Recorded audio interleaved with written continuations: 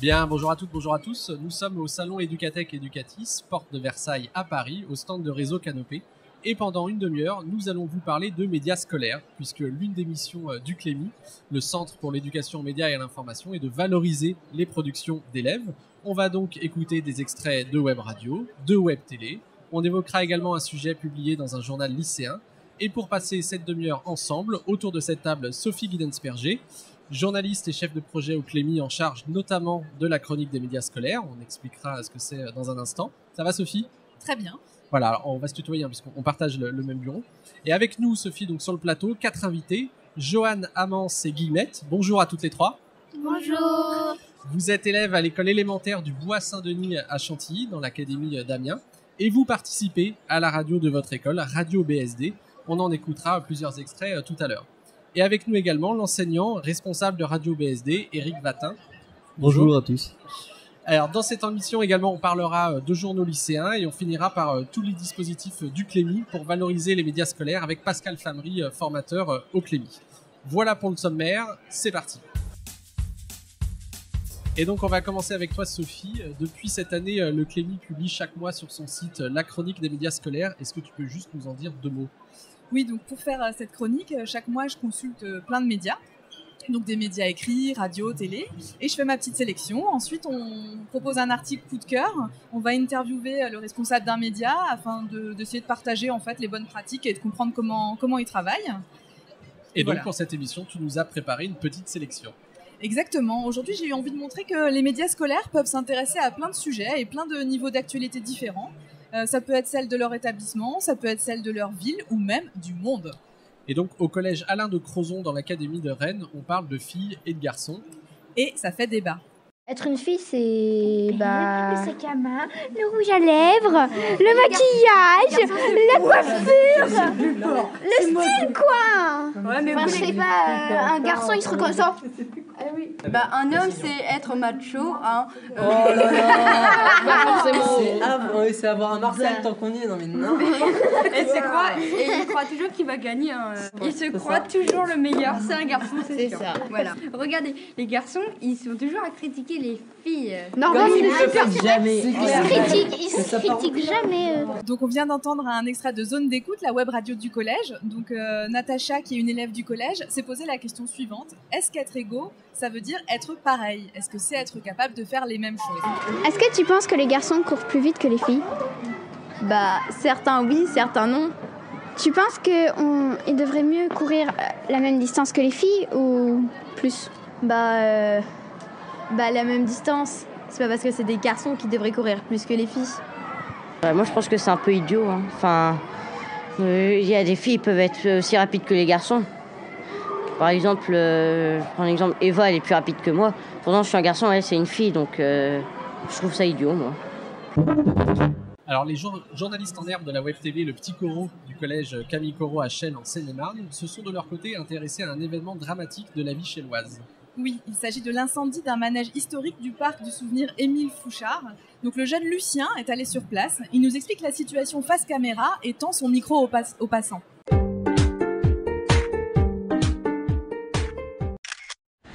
Dans la nuit du samedi 12 au dimanche 13 janvier, vers 2h du matin, 2 jeunes hommes âgés de 21 et 23 ans, fortement alcoolisés, ont mis le feu au manège du parc du souvenir, appartenant à la famille Tabot. Je suis pour Petit Corot TV, donc je suis dans le parc Émile Fouchard, en plein centre-ville de Chelles. Je me trouve sur le lieu de ce que certains qualifient comme le drame. Ici, les Chellois ont été stupéfiés par cette annonce, car ce manège est ici depuis plus d'une quinzaine d'années, et plusieurs générations de Chellois ont vécu des moments de bonheur dans ce manège. C'est un manège qu'on connaissait depuis des années, auquel on amenait nos petits-enfants assez régulièrement. Et quand on a découvert ça l'autre matin, on était vraiment retournés de voir cet état. Et comme le Petit Corot ne lâche pas ses sujets, Lucien était aussi là quand il y a eu une bonne nouvelle. Monsieur et Madame Tabot ont rouvert leur manège pour le plus grand plaisir des Chellois le 23 février. Sous un grand soleil et pour le début des vacances d'hiver, cette réouverture a connu un succès immédiat. Alors, dernier sujet, Sophie, il va être question d'ASMR. Mais qu'est-ce que c'est ? Alors, il s'agit de vidéos de relaxation qui sont basées sur des stimuli audio Donc des voix douces, des tapotements, des chuchotements, etc. Comme l'actualité est souvent angoissante, les élèves du lycée international de Noisy-le-Grand dans l'académie de Créteil ont décidé de chuchoter l'actu. Écoutez-les. Bonjour et bienvenue à tous sur le nouveau format de Nouveau Papier. Chuchote ton actu. Un podcast ASMR dont le monde médiatique a bien besoin. De manière régulière, nous vous proposons une petite pause détente afin d'aborder des sujets sérieux et de nous informer dans le calme sur ce qui se passe dans le monde. Alors, on n'est pas plus détendu là ? Bon, cette première émission est dédiée à Donald Trump et se penche sur les relations entre l'Iran et les États-Unis. On écoute un extrait de Léo qui nous explique le contexte. Pour rappel, depuis 1979, l'Iran vit une nouvelle phase de son histoire. L'État se trouvant à l'emplacement actuel du berceau de la civilisation qui était la Mésopotamie, s'est en effet transformé en un État voyou, ankylosé par l'islamisation, l'extrémisme religieux et la corruption.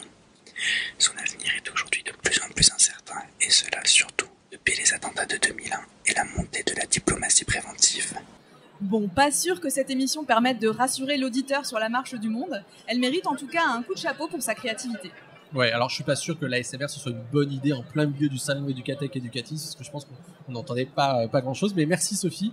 On va maintenant passer à la deuxième partie de cette émission. Alors avec nous sur le plateau nos invités, 3 élèves donc de l'école élémentaire Bois-Saint-Denis à Chantilly, leurs enseignants.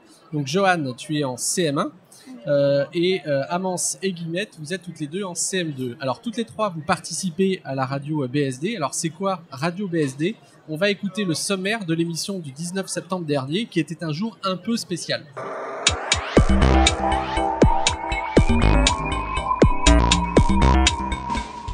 C'est Johan, bienvenue sur Radio BSD.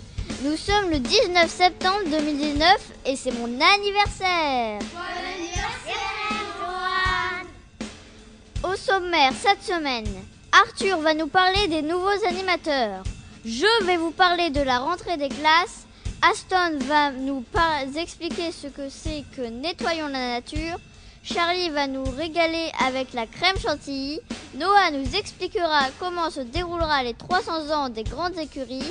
Roman nous expliquera pourquoi la forêt amazonienne brûle-t-elle. Et pour finir, du sport avec Adem.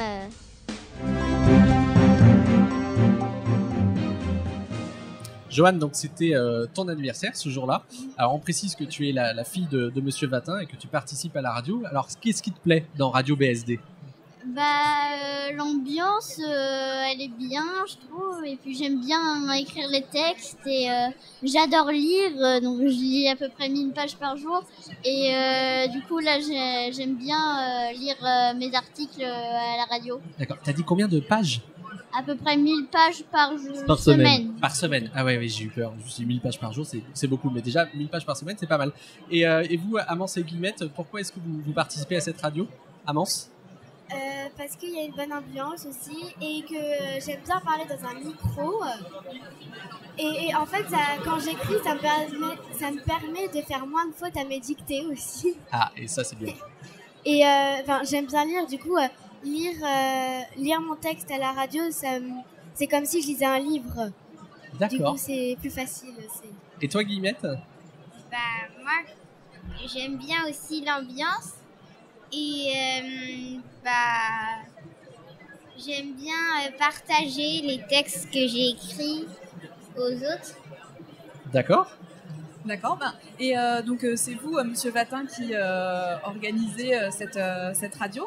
Donc vous la faites chaque semaine. Alors comment est-ce que vous faites pour faire chaque semaine une émission aussi riche ? Alors en fait, je travaille pas seul. Il y a Laurent Gisser et Victoria Bourré qui participent à la radio. Donc c'est bien qu'ils aiment l'ambiance parce que c'est une autre façon de travailler et on voit qu'ils n'ont pas du tout les objectifs pédagogiques que les enseignants ont. Et pourtant on est très dur avec eux, c'est vraiment une pédagogie de projet où il faut qu'ils obtiennent tous le résultat et il faut réussir, donc on les pousse beaucoup. Alors on a un petit comité le vendredi midi où on aide les élèves à trouver des idées de sujets, de chroniques, ce qui leur permet le week-end de proposer une première ébauche, parce qu'on s'est aperçu que s'ils arrivaient en n'ayant rien fait, en 1 heure on n'avait pas le temps de les faire écrire. Donc les élèves arrivent le lundi avec une première ébauche. Mes 2 collègues, vu que cette année on est très nombreux, il y a 2 collègues pour l'écriture, il y a 1 heure d'écriture le 16h30 à 17h30 le lundi pour améliorer l'ébauche. Et là, l'élève qui est le plus rapide doit vite préparer le sommaire et tomber sur la fiche animateur pour préparer ce rôle d'animation qui est important. Et le jeudi, nous sommes en mise en voix, enfin finalisation, mise en voix et enregistrement. Et vous m'avez expliqué que quand ils n'avaient pas leur sujet qui était fait, les élèves ils devaient présenter un mot d'excuse à l'antenne. Vous pouvez me raconter ça? Alors il y a plusieurs stratégies, étant donné que je suis assez cruel. En fait, c'est vraiment, si on échoue, les élèves s'aperçoivent rapidement qu'on met en échec toute l'émission de radio. Donc les élèves sont penauds et en fait il y a émission, donc il y a 2 stratégies. Soit on te renvoie de l'émission, on te raye du sommaire, ce qui est déjà arrivé, hein. Il y a des élèves... Et il y a des élèves qui veulent absolument s'en sortir et qui tentent une improvisation, un mot d'excuse. On est quand même là. Quoi qu'il arrive, on essaye de tenir son rôle. Ça rigole pas quand même, mais c'est sympa quand même de le faire. Oui. Ah ouais, bon, ok. Alors donc c'est toutes les semaines, donc on a eu que l'embarras du choix pour choisir un extrait de votre radio et on a choisi un micro-trottoir que Guillemette tu as fait, je crois, juste avant une sortie scolaire. Où ça? À la gendarmerie.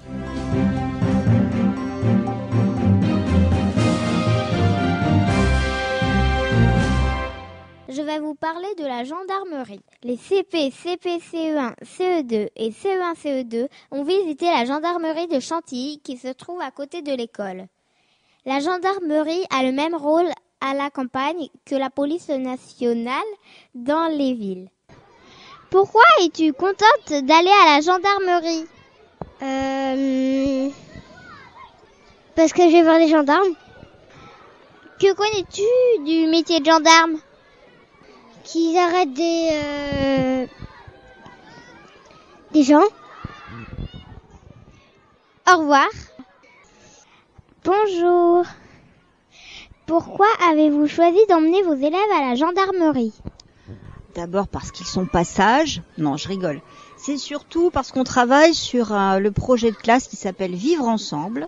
Et quand on vit ensemble, eh bien, on a des règles à respecter pour que tout se passe bien. Et les règles, en général, ce sont les gendarmes, les policiers qui les donnent. Et donc, il faut les suivre. Donc, on va voir ce que nous racontent les gendarmes et ce que l'on doit faire ou pas faire. Donc, Guillemette, c'est toi qui as fait ce sujet. Moi, ce que j'avais envie de savoir, c'est comment tu as travaillé pour préparer ce reportage? J'ai interviewé des élèves et une maîtresse pour savoir leur avis sur la sortie à la gendarmerie. Et voilà. Est-ce que tu as préparé tes questions avant? Oui. C'est bien, c'est sérieux ça. Et du coup, moi, j'avais une autre question pour toutes les trois. J'avais envie de savoir si cette expérience de parler à la radio de l'école, ça vous donnait envie d'être journaliste? Moi, la première fois que j'en ai fait l'année dernière, j'avais envie d'être journaliste un peu, mais en fait, c'est que pour 4 semaines. Du coup, en fait, t'es un peu journaliste de 4 émissions. Du coup, c'est bien aussi de faire ça. Mais t'aimerais en faire plus? Un peu plus. Moi, j'aime bien la radio, mais ça m'a jamais donné envie de devenir journaliste. Ouais. Guillemette? Moi, j'aimerais bien le faire, mais le problème, c'est qu'il y a d'autres métiers que j'aimerais faire, donc du coup, je sais pas choisir. Oui, ça va, t'as encore le temps pour voir, ça te donne un peu envie, quoi. Oui.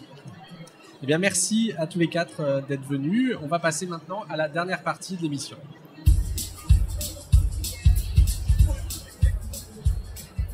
Alors, sans transition, Sophie, tu vas maintenant nous parler... je te laisse dire, je ne veux pas dire ce mot.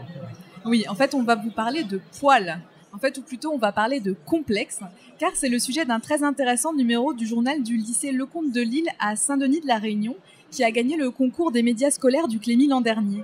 Alors, dans l'éditorial de ce journal, l'équipe explique à son lecteur « On a essayé à travers nos articles d'enlever un peu de poids qui se trouve sans doute sur tes épaules dans cette période assez complexe de la vie, à savoir l'adolescence. » Donc nous, on a voulu savoir comment était venue aux élèves cette idée, et c'est pour ça qu'on a interrogé Chloé. Elle est aujourd'hui en licence de lettres à Montpellier, mais elle a participé au journal pendant ses 3 années de lycée. En fait, l'année précédente, on avait fait un numéro sur la sexualité, ça nous avait beaucoup plu de l'écrire et on avait eu de très bons retours. On avait fait beaucoup de prévention dans ce numéro-là, et donc on avait envie d'écrire un numéro qui soit à peu près dans la même veine, qui soit un sujet en fait qui touche la majorité des lycéens et des lycéennes et qui nous permette un peu de sensibiliser et à la fois de partager des expériences personnelles. Donc on a réfléchi à des sujets qui se sont rapprochés et donc du coup on a eu l'idée des complexes. Au sommaire de ce numéro, donc, la confiance en soi, les règles, mais aussi, on en parlait, les poils, un sujet écrit par Chloé. Pourquoi les femmes s'épilent-elles? Peut-on choisir de ne plus s'épiler? Comment, dans ce cas, accepter le regard des autres? La photo qui illustre l'article montre 2 jeunes filles qui exposent fièrement leurs aisselles poilues. Chloé nous en dit plus. J'ai écrit cet article avec une amie et toutes les deux, on parle pas mal de féminisme dans le journal et on avait déjà eu l'idée plus ou moins d'aborder ce sujet, mais on savait pas trop comment. Et donc du coup, quand on s'est mis à parler de nos complexes avec le reste de l'équipe, on en a forcément parlé. Et au début, on n'en parlait même pas pour en faire un article, mais c'est les autres qui nous ont dit que ça pourrait être intéressant.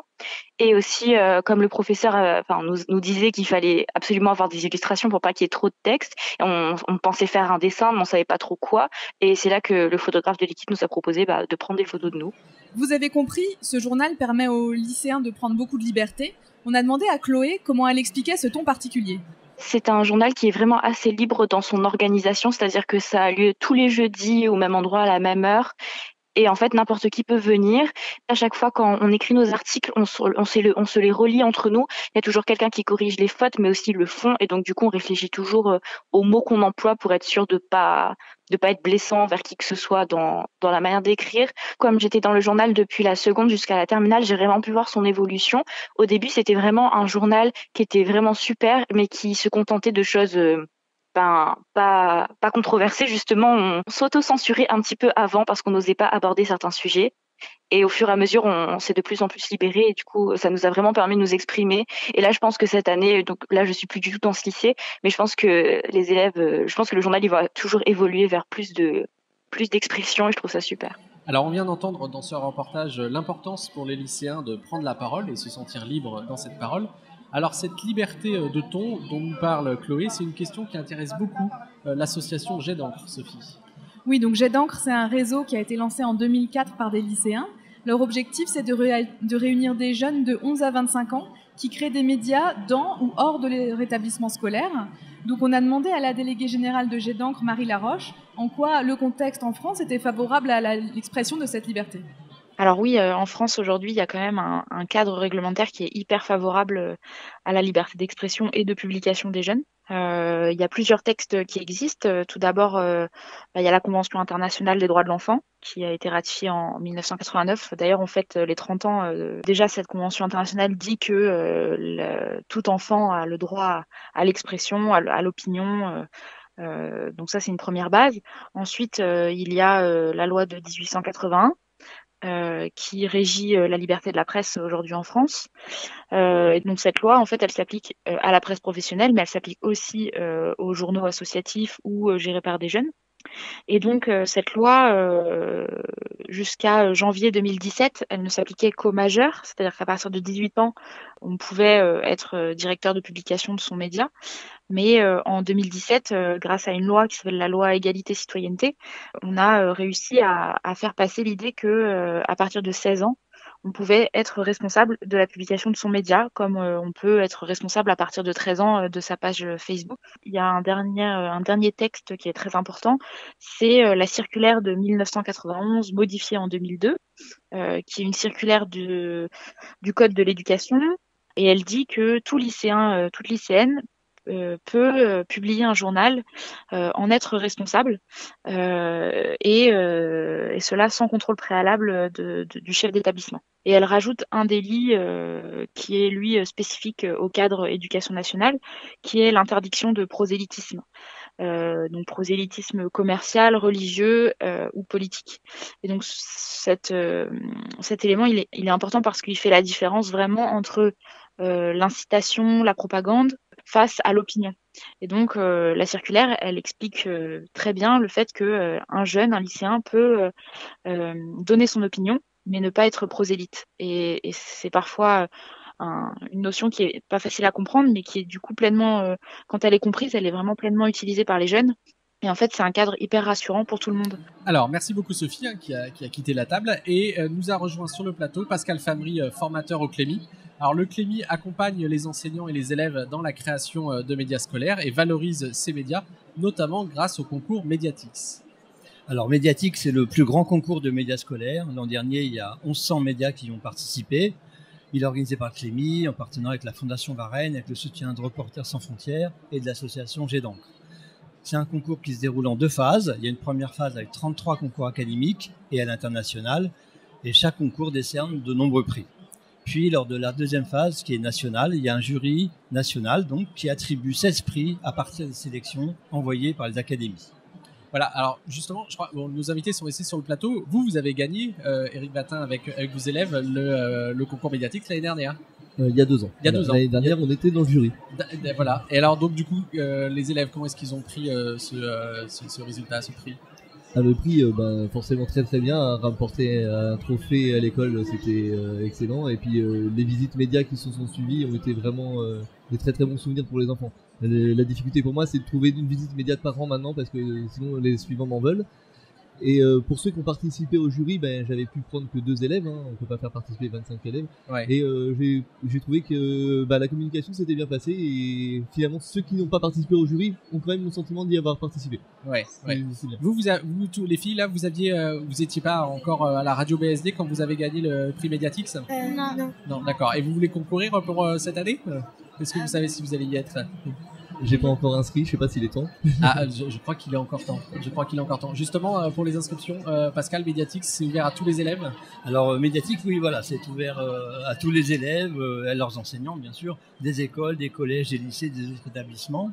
Et pour cette 8e édition de Mediatix, on propose une nouvelle formule, puisqu'on s'ouvre à 4 catégories support, qui sont les journaux imprimés et en ligne, les radios, les vidéos et les reportages photos. Alors les inscriptions se font dans chaque académie sur un formulaire en ligne et n'hésitez pas donc à tenter votre chance. L'an dernier, il y a plus de 300 prix qui ont été décernés au total. Et surtout, chaque équipe reçoit une fiche de jury où celui-ci lui indique ce qu'il a aimé dans votre production et il vous propose des pistes d'amélioration. Et profitez-en pour créer votre média ou votre propre reportage photo. Alors vous trouverez toutes ces infos sur le site clemy.fr dans l'onglet événements, puis dans la rubrique concours. Voilà, ça fait un petit peu de pub. Alors, il n'y a pas que Mediatix au Clémy pour valoriser les médias scolaires, il y a aussi la carte. Alors, il y a la carte des médias scolaires. Alors, pour nous, c'est important puisque ça permet les échanges entre médias scolaires ou d'en découvrir. Alors, c'est une carte en ligne sur laquelle on peut cliquer pour en savoir plus sur un média scolaire. Alors, elle permet à chaque média de se faire connaître et d'en découvrir d'autres. Elle compte déjà plus de 1300 références.